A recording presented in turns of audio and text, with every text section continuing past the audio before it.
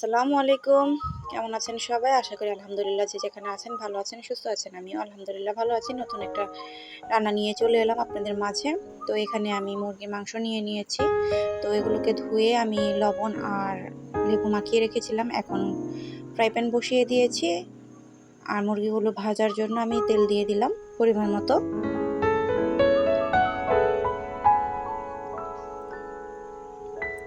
তারপরে এখন আমি একটা একটা করে মুরগিগুলোকে ভেজে নিব। প্রথমে আমি রানগুলোকে ভেজে নিব, লেগ পিসগুলো।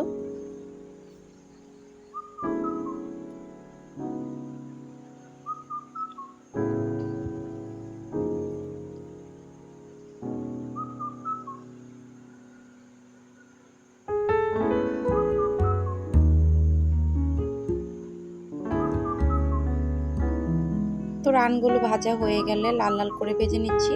এখন আমি এগুলোকে উঠিয়ে নিব।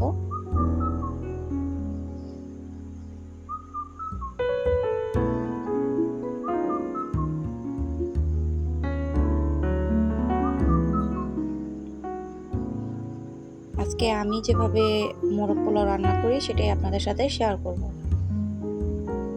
তো এখন আমি বুকের মাংসগুলো দিয়ে দিলাম। বুকের পিসগুলোকে আমি মোট 6টা পিস নিয়েছি। 3টা লেগ পিস, 3টা বুকের অংশ। এগুলোকেও একটু লাল লাল করে আমি ভেজে নিচ্ছি।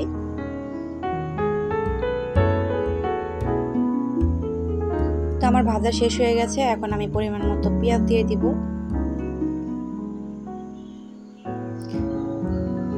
এগুলোকে এখন আমি ভেজে নিব বাদামি কালার করে।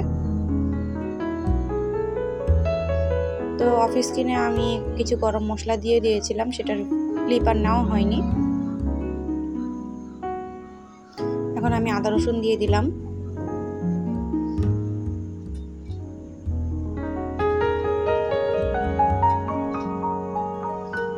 জিরা গুঁড়া, ধনিয়া গুঁড়া,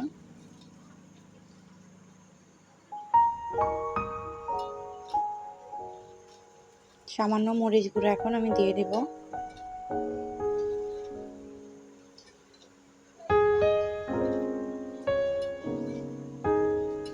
ঘরে থাকা অল্প মশলা দিয়ে আপনি এই মোরগ পোলাওটা রান্না করে নিতে পারেন। এখন আমার ঘরে রোস্টের মশলা ছিল রাঁধুনি, আমি এটা দিয়ে দিলাম খানিকটা।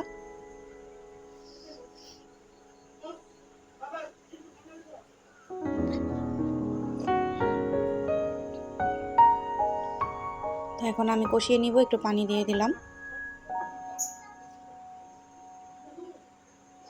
এক একজনের রান্নার ওয়ে এক এক রকম।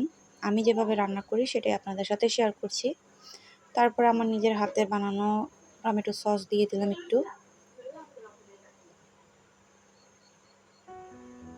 এখন মশলাটাকে আমি ভালো করে কষিয়ে নিব।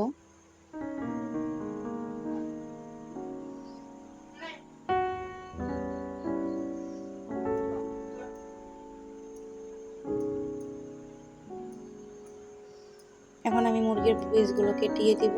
এখন এগুলোকে আমি মশলার সাথে ভালো করে মিশিয়ে নিব।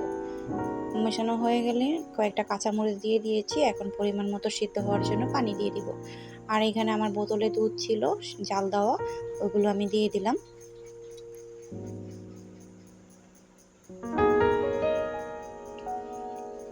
তো আমার মুরগির মাংসটা রান্না করা শেষ। এখন আমি পোলাও রান্নাতে চলে গেলাম। তো ঘি দিয়েছিলাম, এটার ক্লিপ আর নেওয়া হয়নি। পেঁয়াজ কিছুটা ভেজে নিয়েছি। আর এখানে আধবার মতো 1 পোয়ার মতো চাল ছিল, চিনি গুঁড়া পোলার চাল। এটাকে এখন আমি ভালো করে ভেজে নিব।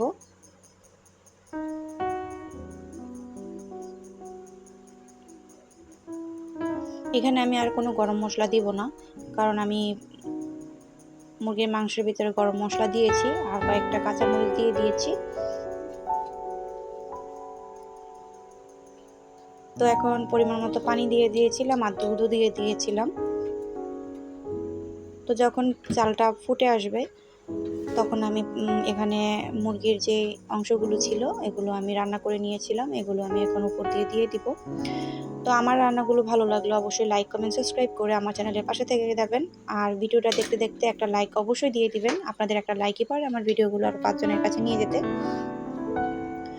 তো অবশ্যই এভাবে একদম শর্টকাট ওয়েতে মোরগ পোলাও রান্না করে খেতে পারেন। ভালো লাগলে অবশ্যই কমেন্ট করে জানাবেন। এই তো আমার মোরগ পোলাও রান্না করা শেষ। এখন আমি একটু কেওড়া জল দিয়ে দিব, এটা ফ্লেভারের জন্য। তো অনেক ঝরঝরে এবং মজা হয়েছিল মোরগ পোলাওটা। আজকের ভিডিওটা এই পর্যন্তই। সবাই ভালো থাকবেন, সুস্থ থাকবেন। আল্লাহ হাফেজ।